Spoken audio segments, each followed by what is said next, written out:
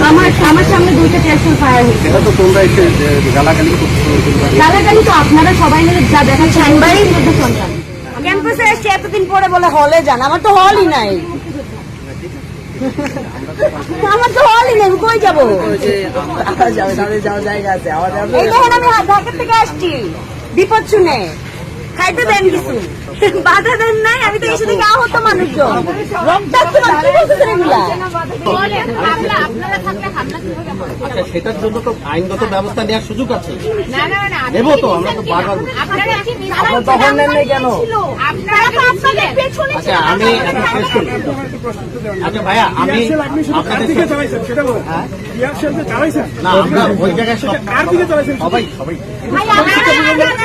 কাউকে আমরা জানি না এখানে কারা ছিল,